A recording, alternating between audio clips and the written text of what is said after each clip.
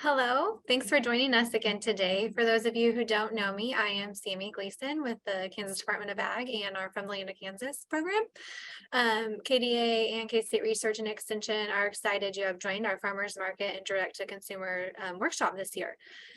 Today we have topics on meat and poultry regulations and Kansas value-added meat labs. Tomorrow from noon to 1 is Kansas tax information, and then Thursday noon to 1 is food safety regulations with Kansas value added food labs, and Friday from noon to 1 is Kansas senior farmers markets. Just a few housekeeping items during the presentation portion.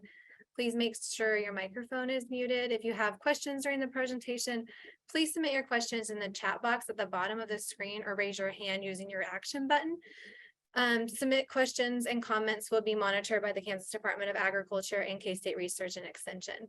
Finally, if you have registered by January 24th and requested to receive copies of the regulations for farmers market and direct-to-consumer sales and or food labeling and the food safety or sampling publication, hopefully you've received those copies. If you registered after January 24th, you should be receiving those in the upcoming weeks. If you have any questions, please email us at fromthelandofkansas.ks.gov, and we'll also put our email address in the chat for you. I'm going to turn it on over to Londa for a poll. Great. Thank you so much, Sammy. And I do want to just answer that question in the chat while I'm thinking of it. There will be a website that you can review the program after the presentation too. Just wanted to mention that first. So like Sammy said, we are so glad that you all are here today, and we're glad that you all could join. So as those of you that were on yesterday, thanks for joining again. Those of you that are new, thanks for joining today. I am going to go ahead and launch a poll for today. And like yesterday, if you reply to the poll, you will be put in a drawing to win a prize. So the registration that you paid to join this session, some of those funds are going towards a prize. So you can go ahead and fill out the poll here. This is just to give the speakers a sense of who's here today. And it kind of gives each other a sense too. I think, one thing that we miss about when we do these events remotely rather than in person, you don't have time to chat with people, over lunch or whatever. But at least this way you can kind of see who else is in the room, which is hopefully is helpful for everybody, just to know who's here and how people are marketing. It's helpful for our speakers and hopefully for all of you too. It's interesting to see who else is here. Lots of poultry producers I'm seeing coming in so far. So, so we'll be interested to see who all is here. So I'll let you have a few more minutes to fill out the poll. And while you are filling out the poll, I'm gonna see. I'll go ahead and start introducing our speaker for today. So Mike Fink is with the Kansas Department of Agriculture, and he is going to give you his actual title so that I make sure I apologize. I should have made sure I looked on your slide to give your actual title, and I did not do that. So, but Mike Fink is man, for as long as I've been with K-State Extension, which has been 10 years now, I know Mike has been doing these presentations for us on regulations for meat and poultry, for selling meat and poultry. So I know that he has a lot of experience with this topic, and we'll be able to answer a lot of good questions. And thanks everybody for putting in the chat, because some of you would fall into the category of other. And so thanks for those that are putting in the other. So I'm going to go ahead and end the poll here. So hopefully everybody's had a chance to participate that wanted to. And we'll share the results. So so we got a lot of beef producers here, which is great. Some pork producers, lamb, a few as well. Some goat producers also, which is great. A lot of poultry producers as well. Some game birds too, a lot of chicken eggs, which we know is a very hot topic today. And I should apologize. So Adam Inman with KDA will be talking about selling eggs on Thursday, actually. So, but we see that there's a lot of interest in eggs too. So then some other eggs, and then I'm seeing lots of things put in the chat. Dairy, I see in the chat, and there's some others also. So so thanks to everybody for putting in what you're selling. And then we also asked, you know, how are you selling your product? So 80% of you at the farmer's market, and then 35% through a farm stand. And I see some people writing in the chat from your farm. Also, CSA is a few, to restaurants, grocery stores, etc. 22%, and then 25% online. So Mike, you have a wide ranging audience here today, and hopefully everybody will learn a lot. Please, if you have any questions, I'm going to stop sharing there. If you have any questions, please feel free to put them in the chat, or you can ask them later as well. So yeah, so the eggs will be actually on Thursday. So so just to clarify on that. So you will hear more about selling eggs on Thursday. So thank you. All right. So Mike, I will turn it over to you. Thanks again for joining today, everyone. Well, thank you very much, and welcome to everybody. Oh, I'm glad you're willing to spend your lunch hour with us. Let me share my screen here. We are there. Anyway, my name's Mike Fink. I'm a compliance officer with the Department of Agriculture. And as Londa said, and she kindly dated me, I'm probably considered what we would call the old dog of the bunch here. So thank you very much. I'm old too then, Mike. So we've both been here for a while. I think I've been here 22 years almost. So anyway, I've enjoyed my stay with the Department of Ag. They've been very good to me. And I actually started out as a kill floor inspector, and then went up to a compliance officer, and then to what they call an EIO, an Enforcement Investigative Analysis Officer, excuse me. So anyway, I am a food scientist by education at K-State. I went 83 through 87, and then back again 96 to 97. Liz Boyle, who's going to be speaking after me, I think, actually taught me my first HACCP class back in 96. So anyway, that'll date her a little bit anyway. So anyway, I would love to tell you that I could make this all sorts of giggly and fun, but regulations are sometimes a little tough to get through. So anyway, and I'm just going to skin the top of them and try to give you an overview of our program. And anyway, if you have questions, I'll have a phone number at the end you can give a buzz to, or you can also do mike.fink@ks.gov also. So anyway, to kind of start it off, we have a guy named Mike Pierce, who's been with us forever also. He's a field inspection manager, myself, and then also another guy named Dave Stuhlzotz, who's also a compliance investigator.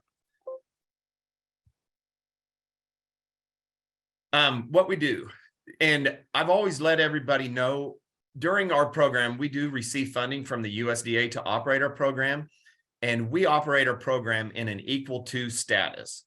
And what that means is we have to run our program not exactly like the USDA does, but we have to maintain an equal to status. If we don't, we will lose our program. So anyway, there's not a lot of wiggle room with us. We have to do things pretty much by the book. Our program started July 1st, 1970. We have 33 employees right now, and we are still hiring. So I tell everybody, please watch our website.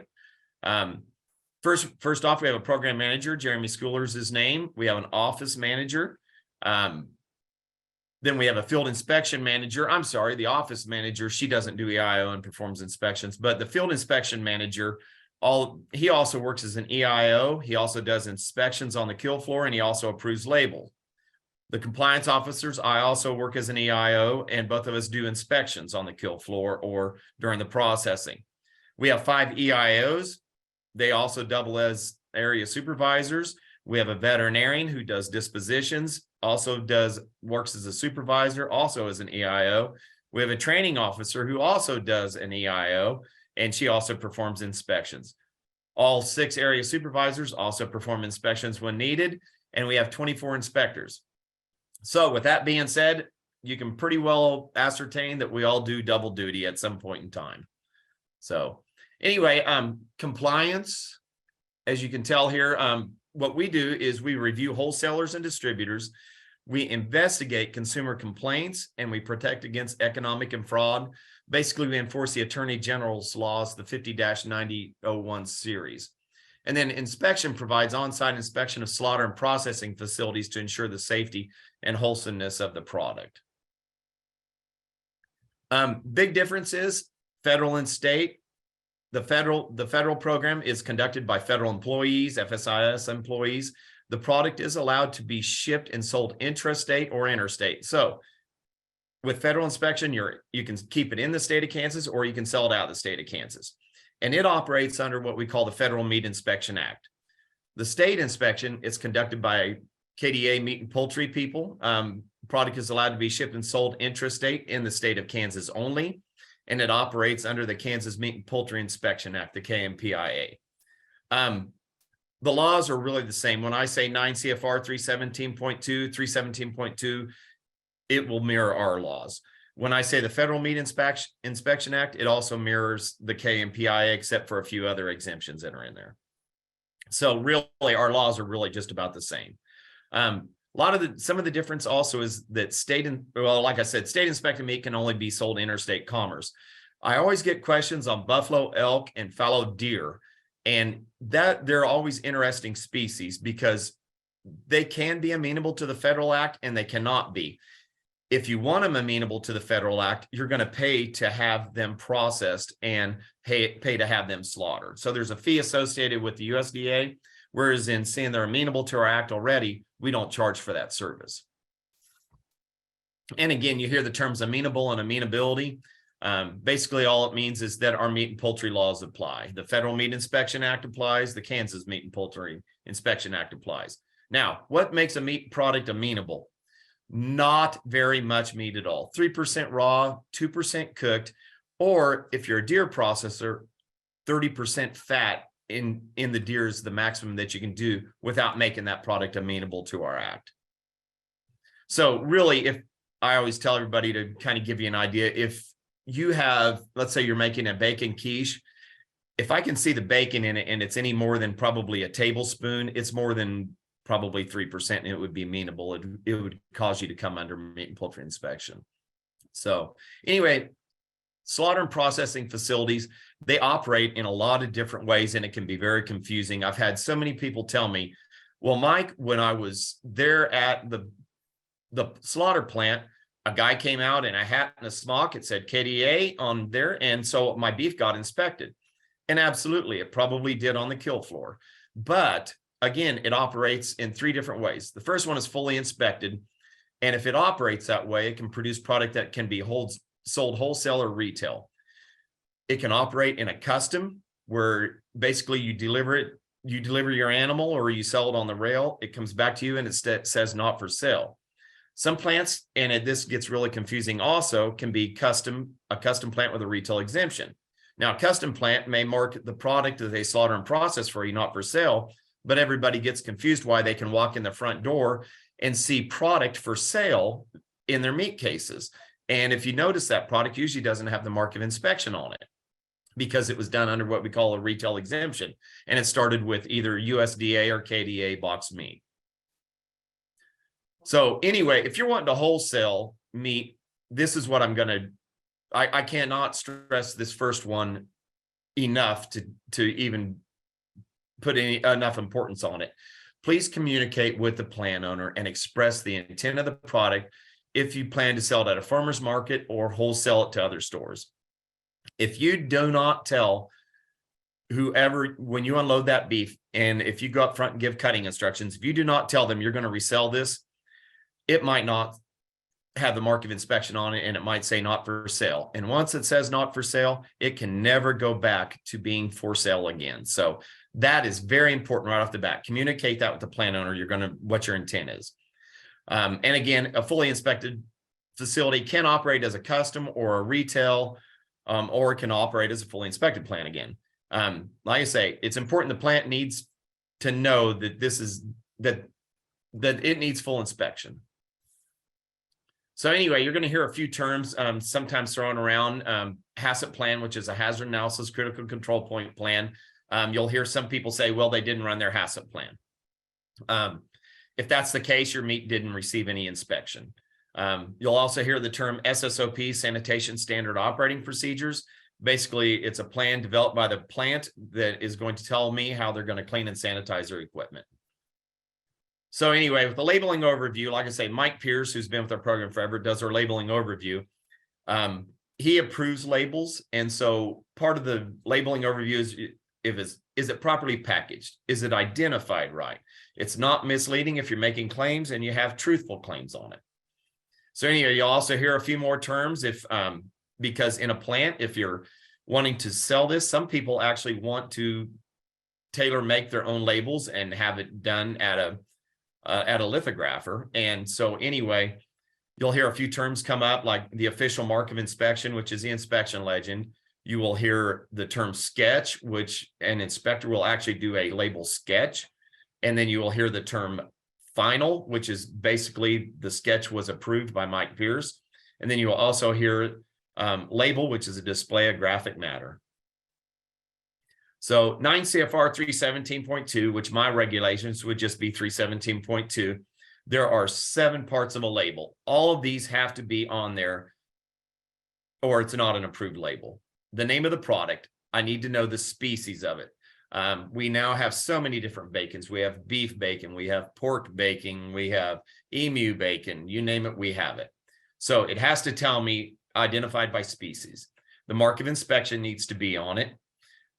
The ingredient statement, if it has summer sausage or it's beef sticks, it's going to have an ingredient statement. The safe handling statement, which you see off to the right, that is also part of an official label, needs to be on there. It tells me whether the product was raw or whether it's fully cooked. If it's fully cooked, you won't see that on there.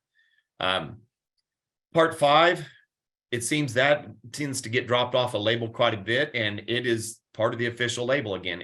NETWT period with a line after it. That's important because in my line of regulating wholesalers, you have the option of either having the plant put the net weight on it, or you can buy a certified scale, keep it certified on a yearly basis. You can hand write in the net weight yourself. Also, like I said, the safe handling instructions up there. And then we have a signature line, which is your name and address, or it can be the plant's name and address. Take your choice. We have some people that do actually like organic products and they raise organics. That's an important part of the deal. If you're going to make a claim, you better be able to back it up. And there are a lot of places out there that do organic certification. So, and again, you can establish and implement an organic production and handling system. You're going to have a certifying agent that's going to do an on-site inspection. You're going to maintain all of your records for 5 years. You're going to notify the certifying agent immediately of any changes or deviations from your compliance. That can happen pretty much if you have somebody that's spraying your right of way with a 2,4-D. You might not even really realize it's happening until it's too late. So product composition, you're going to see 100% organic, must be 100% organically produced. Organic must contain not less than 95% organically produced raw or processed. Made with organic, specified ingredients or food groups. The products will, with less than 70% organic produced ingredients, may only identify the organic content. So anyway, that's important also. If you're going to make any statements or protocols, truthful statements, no artificial ingredients, minimally processed. You're going to hear a lot of different things about license and registration. And anyway, 65-6A34, it clearly states in there, no person shall engage in business or deal unless they are registered with the Secretary's office. So with that, there's a lot of different ways to register. You can be a wholesale distributor, which that will basically allow you to take inspected and passed product and sell it to about anybody in the state of Kansas. You can be a public warehouseman where you're just going to do nothing but store inspected and passed meat. You can also be an animal food manufacturer. You can be a broker, which a broker, the definition of a broker is somebody that does not actually take physical possession of the product. Or you can be an inspected custom slaughter and or processing facility. With our guidelines, you can also download these off the Department of Ag website. First thing is you need to register with the Kansas Department of Agriculture as a wholesaler. If you buy in box product, it can't be opened to sell a single packaged item unless all of it has a complete label on it. All product must be either KDA or USDA inspected and passed. If it's KDA, it has to remain in the state of Kansas, interstate purposes. I've just had a question the other day again about if I have it KDA inspected, why can't I sell it to hotels, restaurants, institutions? You can. It just has to be in the state of Kansas. Let's see, sometimes if you're at the farmer's market, you're required to register with the local health department. And then I don't have a problem with, some people will build a tiny building on their place and basically have their freezers out there. I don't have a bit of problem with that. I just ask that you have proper rodent or insect control problem. That can be a sticky trap. It can be a mouse trap, just no open bait.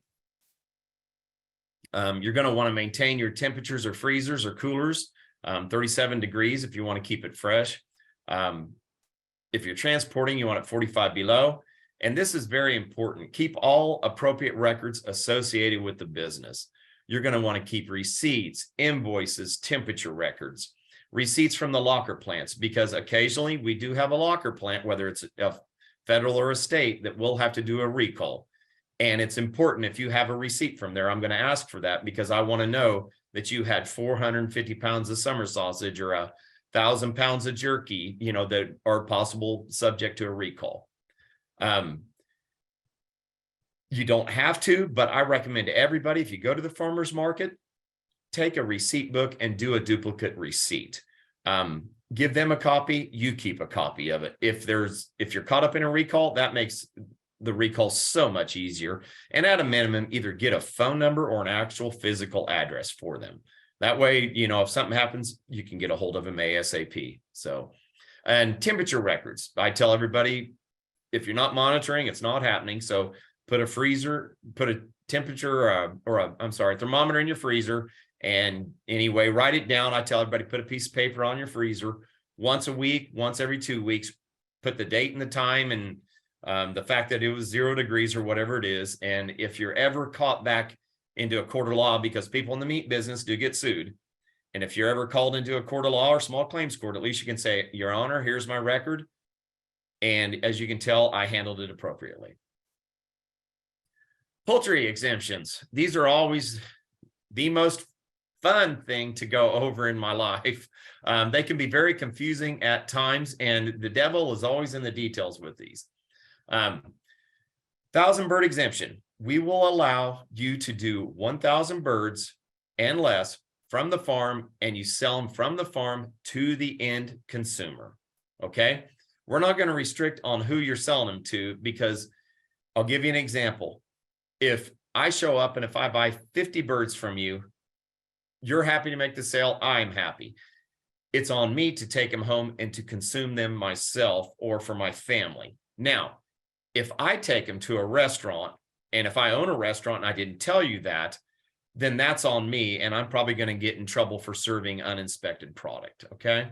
So anyway, there's no restriction on who you're selling it to. Poultry grower does not engage in buying or selling poultry products other than those produced or raised on their farm.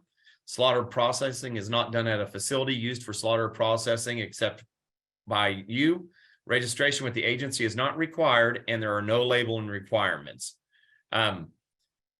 because they are coming from the farm to purchase that product. You cannot deliver it. I can't stress it enough. You have to sell it from the farm.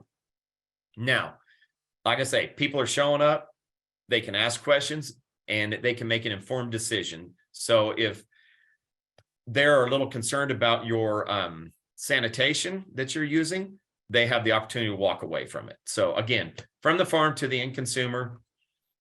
Now, the 20,000 bird, this is one that we're going to put some teeth into the regulations on this. It's going to require you to actually have a facility, and you're going to meet basic standards for your processing.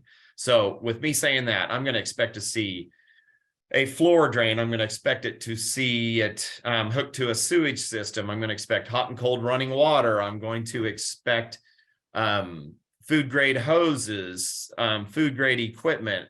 you're going to basically be able to produce a good, wholesome product right from there. Okay.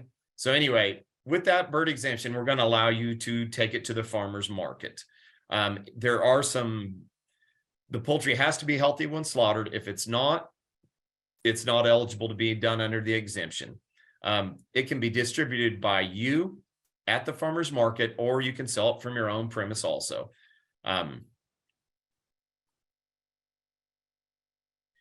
Also, you'll notice it says only distributes poultry and poultry products that he or she produced. So we're not going to allow you, if you run out of over 20,000 birds, we're not going to allow you to buy in boxed USDA poultry and go from there. So anyway, facility used to process isn't used to slaughter other people's poultry either. That would make you basically a custom slaughter. So you're not allowed to do that.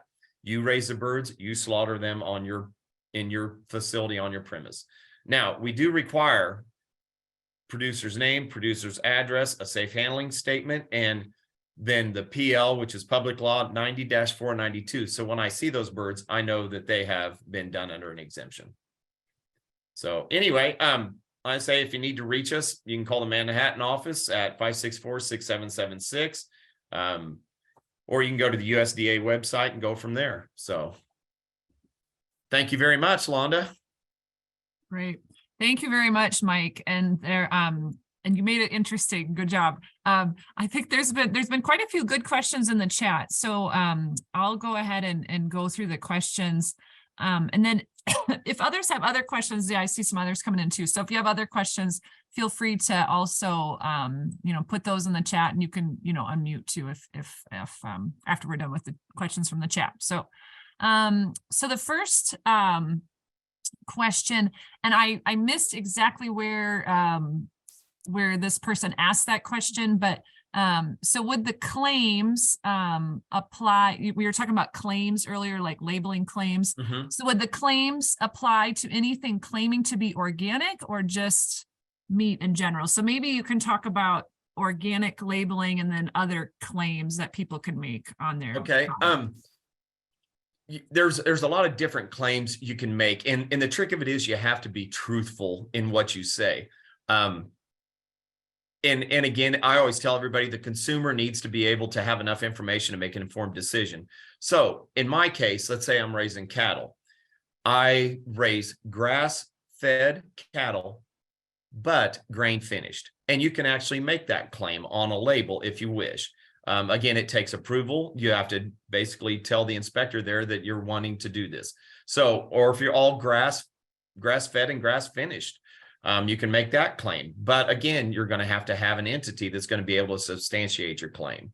And obviously, if you're raising 1,000 head and you're saying you're going to do grass-fed and grass-finished, and you only have 500 acres, it's going to be a little tough to do that. So anyway, you need to, if you're going to make the claim, you need to basically be able to back it up. So like I say, I've seen them all the way from grass-fed, grass-finished, home-raised, through and through.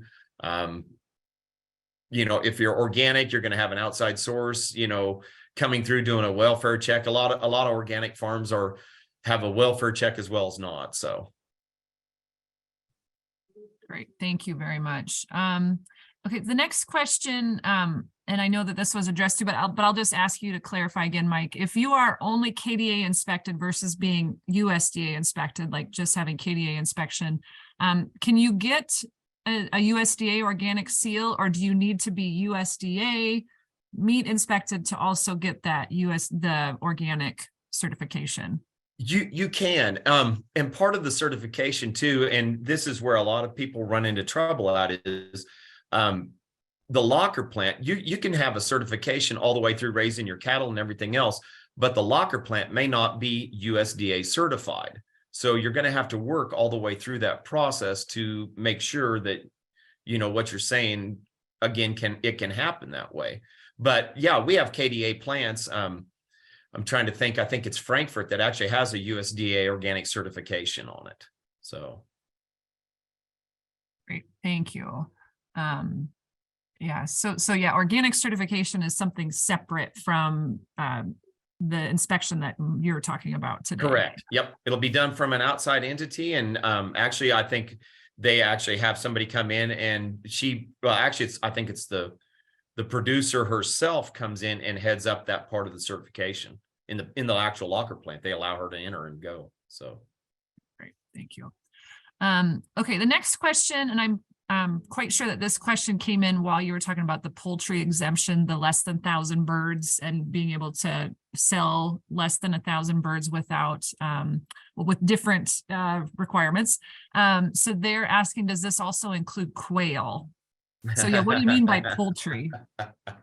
Okay, you're gonna love quail, and forgive me because this is going to be a long, convoluted process. I raise quail and I love quail eggs. And here's the story with quail.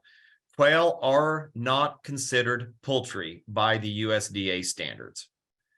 And I know that's hard to wrap your mind around because we all see it's a bird. We say it's a quail. It's a bird. It should be, but it's not. So when you go into a lot of ethnic stores, you will see quail, even in Kansas, that have the Georgia state inspection legend on it. Okay, so state inspected quail, seeing they're not amenable to the federal act, they can go interstate commerce. Even though they were slaughtered under state inspection, they can go interstate commerce. So saying that, the only problem is we do not have anybody under state inspection that can slaughter quail. I think there's one plant in the state that might slaughter quail yet, which I want to tell you, it might be Bauman's down in Garnett. So the only option you have is you can raise the quail, you can sell people the live bird. That's it, unless you use a federal plant. So. Oh, I think we lost Londa. There you are. Yep. Sorry about that. Sorry. So anyway, quail are tough. And I've recommended people, I would love for somebody to open up a KDA inspected quail facility and slaughter quail for others, because that would open up a big market, you know, for other people, other quail producers. So, and quail eggs, that's another one that Adam in, and we'll talk more about quail eggs, but you can sell them. I believe that they are ungraded, and I know about enough quail eggs to be dangerous. So I'll leave Adam, the expert, on to quail eggs for tomorrow. So yeah, so eggs will be covered on Thursday. Yeah, exactly. So okay, good question. Good questions, everybody. By the way, yesterday and today, you guys have all had great questions. Okay, the next question, does the grower have to slaughter, or can they be taken to a licensed facility?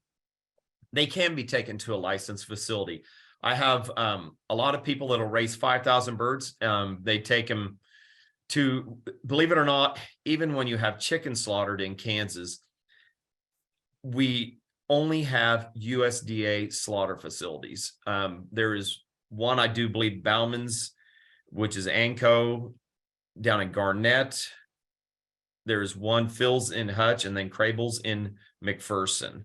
So all three are federal plants and that's where you can take them to. Now, we won't allow you to go to a federal plant, or so if you raise 5,000 birds and you take them to a federal plant, you cannot use the 20,000 bird exemption. And I know that's a little tough and a little confusing, but that way it stops birds.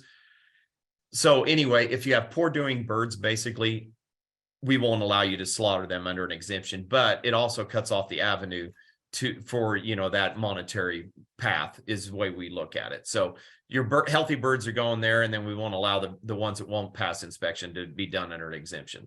So anyway, I tell everybody, once you use a slaughter facility, that's that. The exemptions are off the table. You can't be exempted and have a slaughter facility at the same time. Now, my program manager, I do believe, does have the power, I think through maybe part of the act, to grant maybe permission to do that. So that's always one thing to make a phone call and ask. So. Great. Thank you very much. Yeah, lots of good questions. So the next question, Adam did reply to it, but maybe I'll let if you want to talk about it a little bit more, Mike, you can. The 1,000 bird exemption versus the 249 egg bird exemption, is it 1,000 birds for slaughter plus 249, or does that 1,000 include the 249 egg layers? Okay. Yeah. The 1,000 bird exemption is for slaughter only, has nothing to do with egg layers. There are two different exemptions that are out there. So anyway, the 249, I think Adam's probably addressed it. That's the number of egg layers that you can have, 249 laying hens, without meeting certain requirements. But in my case, if you raised 1,000 birds, we would allow you to slaughter 1,000 birds with sanitation from the farm to the end consumer. So. Yep. Separate counting here. Okay. The next question, for the 1,000 bird exemption, you cannot sell them at farmers markets, correct? Correct. Yep, they are. And again, devil's in the details, from the farm to the end consumer. So that way that end consumer has ample contact with you, and he can, if he wants to, he can come out on slaughter day and watch what you do. But that way he's got questions and answers, and he can make an informed decision. Thank you. Who do we contact to get labels approved? If you're going through a KDA inspected plant, your inspector that's right there. Just ask to see the inspector and tell him, hey, I would like to work on a certain label. And what he will do is he'll basically do a sketch, and then he could either hand deliver that back to you with approval from Mike Pierce, and then you could go to a printer or a lithographer and get the label that you want done. So he'll work with you on that. Okay, the next question, is there a consolidated list of processing plants in Kansas that designates KDA, USDA, organic certified species, etc.? Oh, yeah. If you go to our website, basically, I always tell everybody, Google up the Kansas Department of Ag, go under the divisions and programs, meat and poultry. You can search through there, and you can actually find a list of wholesalers. You can find a list of inspected plants, custom plants. USDA has their own website, and as you can tell the difference, ours will tell you whether it's slaughter, processing, custom, the whole works. Theirs, you'll have to just kind of look through and take a guess, because they have a ton of processors. Kansas City probably has 250 different processors, and that might be somebody that makes a meat quiche or makes a shepherd pie. Inspection comes in all sorts of different varieties. It could be somebody making pork egg rolls that does no slaughter processing whatsoever. So anyway, just Google up USDA. You can delve through the website. It's long, so just hang on. But anyway. And Adam has been putting in the chat links to KDA's website. And maybe Dr. Boyle has something she'd like to say too. Go ahead, Dr. Boyle. USDA has an interactive directory online so that you can actually narrow down your search to put in the species, whether you're looking for harvest or fabrication, zero in on Kansas, and it'll pop up with like dots, and you just hover over the dot and it'll give you the contact information for that facility. Awesome. Thank you very much. It's great to have all these great resources on the call today. Thank you. All right. Okay, so next question is, what about guinea fowl or ducks? Are they poultry? And then Adam did put in the chat the definition, and Mike, if you want to talk more about it, you are welcome to. Yeah, that I think Adam hit the nail right on the head there. It just comes back to really what they're wanting to slaughter. If they're willing to pay for it, I know at least in a few years ago, ANCO, and again, as everybody knows, due to the pandemic, slaughter appointments and the way plants operate, it's changed a little bit. Plants are kind of figuring out that, quail aren't as profitable as, doing somebody else's 250 chickens. Because when you're slaughtering quail, they're having to change the molds over. They're having to, add more people on, things like that. So anyway, some plants have just stopped. I know some plants just even stopped slaughtering chickens at some point in time. So anyway, you know, the pandemic, I always tell everybody, make a phone call and ask. But anyway, if you want your quail slaughtered under USDA inspection, make a phone call down there. I want to tell you it's Anco or Garnett, Bauman's, and see if they'll do that for you and set you up. You know, again, it all comes back to communication to the plant. So. Yeah, great points, Mike. Okay, and just to clarify again, 20,000 poultry exemption, can that be sold at a farmer's market? So somebody asked earlier about the 1,000, so this is the 20,000 exemption. They can be, and this is the difference. Like I say, you're going to be required to put a little money out, capital outlay, and to build a facility or renovate an existing one if that's what needs to happen.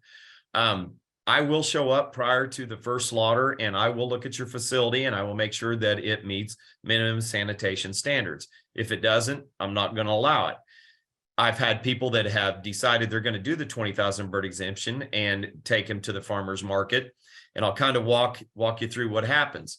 If I get a complaint, which it's pretty amazing, but it is very competitive. And if I get a complaint, or if I walk through the farmer's market doing what I call a random review, I will look at the poultry. And if I don't have you registered under the 20,000 bird, I'm actually going to detain that product up. And what that means is you won't be able to sell it. You won't be able to do anything with it except really take it home. Then anyway, I will come out, I'll take a statement of fact, and then you're going to get a notice of warning explaining to you the laws and the statutes that you violated. And we always inform, warn, and prosecute. And so I also, with that, will try to work with you and get you going the right direction. And if you want to do the 20,000 bird, I'll work with you on a facility and we'll get it going. So, but it's just part of the deal. And, you know, if you're going to enter the market, you've got to go by the same rules everybody else does. So. All right, great. Thank you. Okay, the next question was rabbits, and Adam did put in the chat the rabbit exemption language. So so we'll maybe just keep going unless you want to talk about rabbits, but easy, 250 rabbits from your farm to the end consumer. So okay, perfect. Okay, a lot of good questions, everyone. Thank you. Is there anything we should know if we choose to use a commissary kitchen with regards to processing, since the kitchen prep area may be shared? Well, Adam actually usually does a commissary kitchen because that falls underneath the food safety. If you're using a commissary kitchen, our food safety program will actually license you, and they will license that kitchen. So anyway, that would be an Adam question. But anyway, if you're going to do that, then and anytime you're dealing with meat, I would recommend give us a phone call and we'll walk you through the process, because using a retail exemption, or sometimes what you do requires meat and poultry inspection, depending on which market you're going to enter. So I tell everybody, call, we'll talk to you in detail about it, because again, we need to know everything about your operation so we can make an informed decision about it with you. So. Great. Thank you so much. Yeah, and good. Karen Blakesley put in the chat the USDA Meat and Poultry Directory that Dr. Boyle mentioned too. So thank you. Okay, Mike, could you provide your email for follow-up questions? There it is. Great. Thanks, Sammy. All right, one left, it looks like. Okay, it was explained to me that the number of birds under the exemptions varies depending on the species. So what about for turkeys? Is it 4 for turkeys? Yeah, and I'm glad you brought that up. Turkeys are, and I can't really tell you how many units they call it right off the bat. A chicken is a chicken, but I want to tell you, like, one turkey might be equal to 4 chickens or something like that. So, but yeah, that's a weird deal. So. Yeah, turkeys certainly have a lot bigger body mass, so I guess they somehow estimate based on that, I guess. Yeah, I apologize. I don't deal with turkeys very often, so and I'll kind of give you a funny one about turkeys. And you again, if you get into the turkey business, you have to think about your cold storage, because if you just have a chest freezer and you decided you're going to raise 150 turkeys, and you start slaughtering your turkeys, you're not going to get them frozen down in a chest freezer in a very efficient way, and you're going to make somebody sick. So I tell everybody, start doing the math and start trying to figure out what you're doing. Even if you take 150 turkeys to a slaughter processor and you bring them home, how are you going to store them in a chest freezer? You're not. So you better start making phone calls and get them to the people, you know, on a route or something. But anyway, you know, think of your cold storage and how things are going to work that way. So. Mike, last question, then we're going to go to Dr. Boyle. So does one duck equal one chicken under the exemptions? I do believe it does. So. Okay. Yeah. So if there's like a chart or something like that somewhere, people were asking if there's where they could find those ratios, that would be. Yeah, it's actually in our regulations, and I'll try to post that up here when I get off here. Okay, I'll put it in the chat section. So Great. Thank you so much. Thank you for all your good questions, everyone. And thanks so much, Mike, for answering them. And thanks so much, Dr. Boyle, for being on today. So Dr. Boyle is with the Kansas State Research and Extension. She is our state extension meat specialist. And so she's going to share about the Kansas Value Added Meats Program and the resources that that she can provide. So thanks, Dr. Boyle. Thank you. And I want to tell everyone, Mike mentioned that back in 1996, he took his first HACCP training with me. I've actually been training with HACCP since 1992, so that does make me very old. So what I want to talk with you today about is what K-State can do to help you with your meat and poultry business if you're deciding to move that way. So as Mike already talked about, there's a lot of regulations associated with the meat and poultry industry. He's already gone over the inspection categories, but one thing I want to mention to you with respect to the inspection categories is if you are not a producer yourself, you don't have a state inspection bug or a federal inspection bug, what you might consider if you're just entering this business is to think about using a co-packer. It's very costly to invest in a bricks and mortar facility. So if you want to say, you know, I want to test the waters with my meats business, but I don't want to invest $750,000 into a brick and mortar facility, or even more, depending on all the costs associated with building, use a co-packer. And what that means is that you contract with a state inspected facility or a federally inspected facility. They make the product for you. Your product bears their inspection legend, but they will charge you a fee to make the product for you, to package it, to label it. You take it out and market it and see, do I have a market for this product? Because really finding out who's your market, what kind of attributes do your customers look for in the products that you're selling? Is there enough economic value returned to you on making that product? I'd also encourage you to work with Small Business Development Center.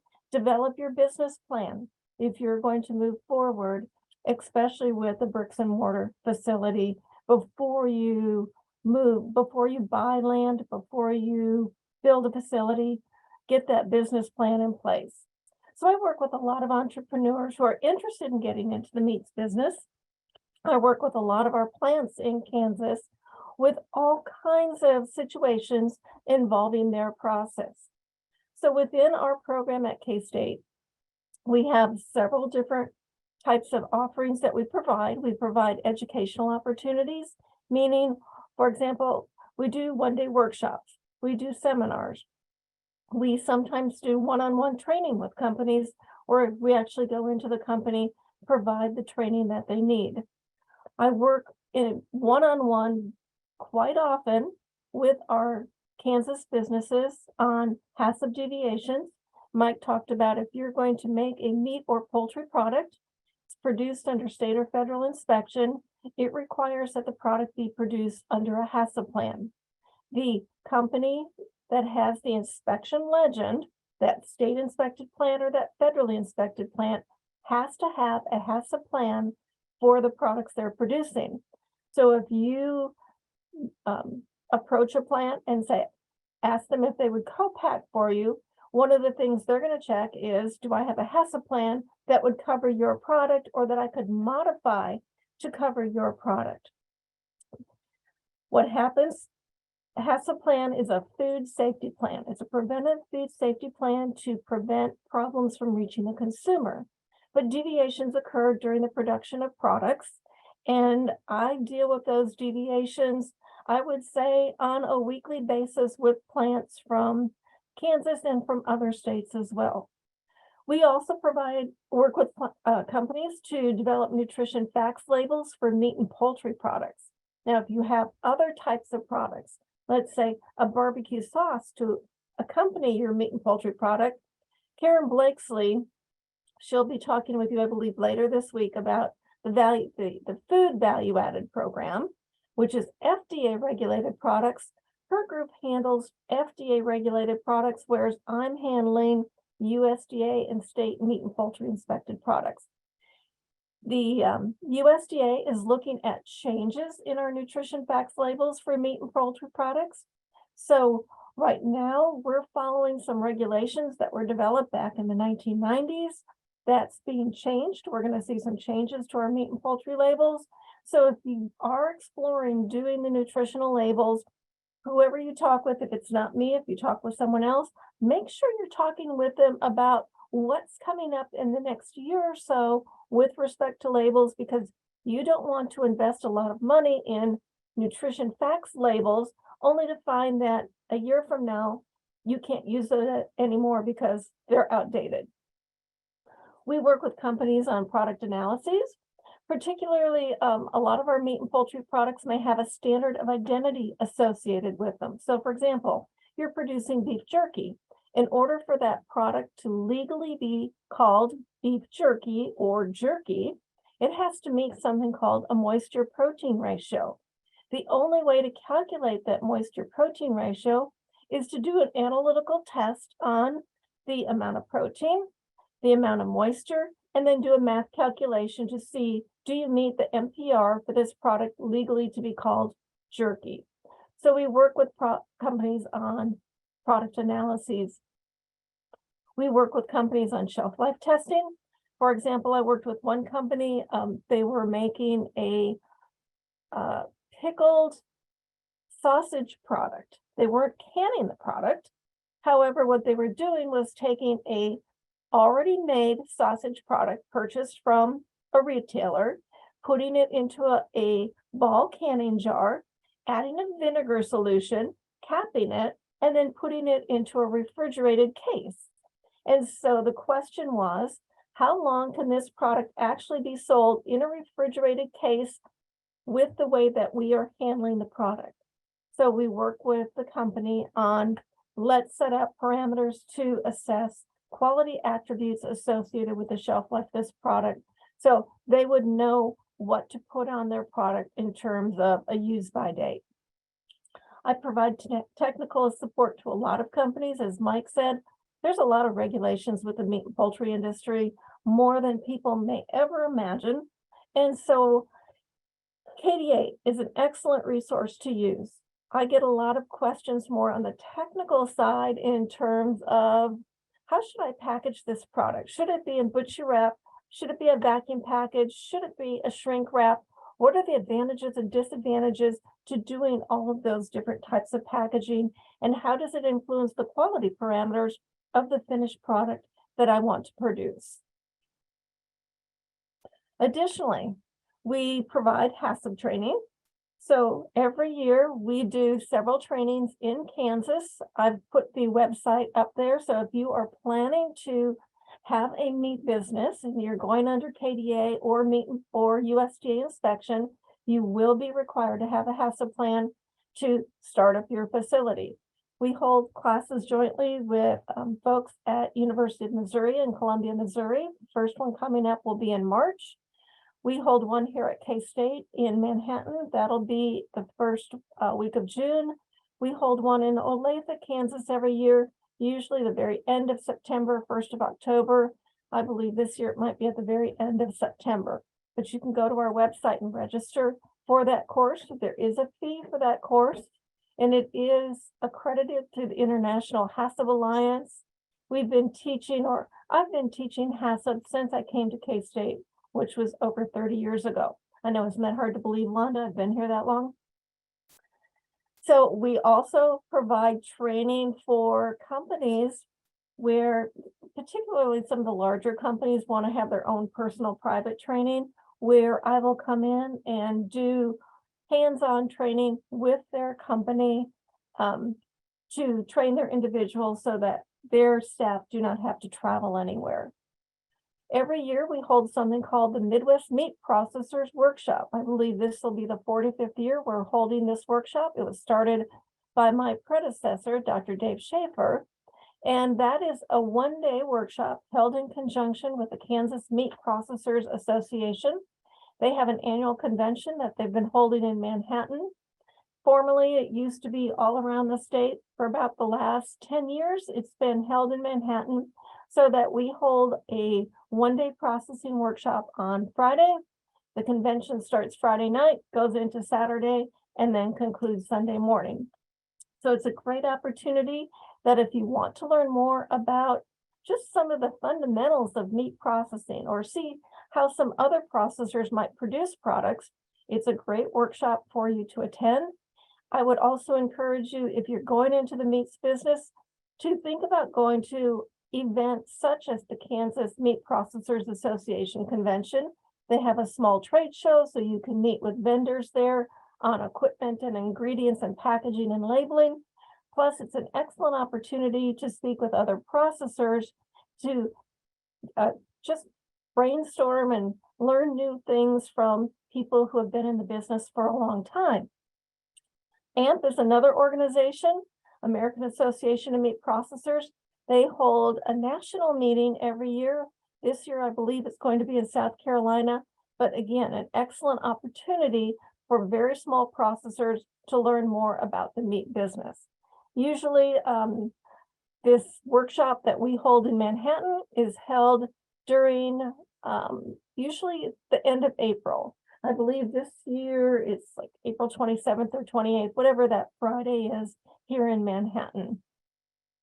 We also provide training on occasion related to food safety and GMPs and SSOPs. So again, if you're going to go into the meats business and you're going to just start up a facility, USDA and the state inspection require you to have what's called sanitation standard operating procedures, which are written procedures on how you're going to clean and sanitize all the equipment in your facilities, your floors, your walls, your ceilings, so that you have a paper trail that shows this is how it's going to be done. GMPs, or good manufacturing practices, are those practices that you follow from a personnel standpoint in terms of hairnets, hard hats, gloves, hand washing procedures. What's your jewelry policy? All of those things need to be developed if you are planning to operate a food business. One thing I have not heard, and it may be covered at another point during this week, is if you are selling meat and poultry products, Mike said, keep a paper trail of everything you do. That is, I agree with that 1000%. I also encourage you to reach out for liability insurance in the event that there's a food safety recall associated with any product that you produce. And it might not even be because of the product you produced. It might be a recall associated with an ingredient that you are using in your product. If that ingredient is recalled, you will be required to recall your product as well because you use that ingredient in your product. I do a lot of on-site phone and email consultations. So people reach out to me on a daily basis with questions. So some of the other services we provide, I already talked about HACCP and food safety deviations, develop nutrition facts labels that are ready for you to take to your printer. For pet treats, I've worked with companies on guaranteed analysis.